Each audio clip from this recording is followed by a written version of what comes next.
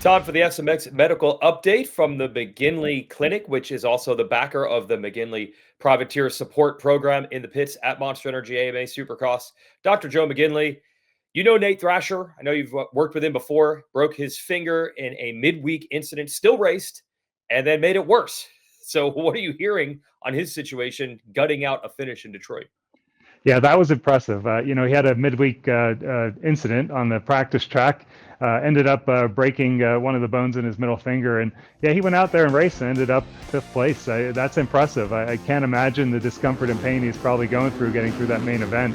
And then he posted on social media, during that race with no crashes or anything else, that bone sort of moved a bit and his finger got locked in a more flexed position. So again, that couldn't have been comfortable, but he gutted it out and got the championship points and moved up in the point standing. So very impressive ride.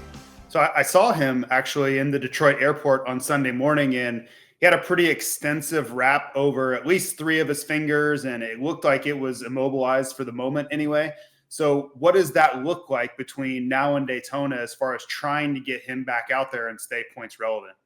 Yeah, he posted on social media that he's having surgery, probably already had surgery by this point, and he plans to be back by Daytona. Again, a lot of that's going to depend on pain control, inflammation management after that type of surgery. Physiologically, if he gets hardware in there and stabilizes that bone, he should be able to race. It's just going to come down to inflammation and pain control by the time we get to Daytona and how much time he's going to have on that bike before that race. So something like that, I've had a similar injury, and they put an external pin through my finger, which I don't think I could have raced in that scenario. So what does a corrective surgery for him look like to, that's a really quick turnaround to only miss one weekend of West Coast racing, be back for Daytona? Yeah, given that information that he's planning to come back by Daytona, it's likely not going to be an external fixator or pin. They're probably going to put a plate on that bone and stabilize it. So it'll be, similar to a clavicle fracture where you get a plate on and then they close up the skin.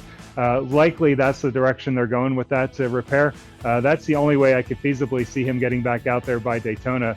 And that would stabilize the fracture. Again, if they get that closed up and there's no infections or anything like that, it's just going to come down to inflammation and pain control and whether he can hold on to the bike. Well, we have seen Nate Thrasher ride through pain quite a bit, not even just through Detroit. So he's capable.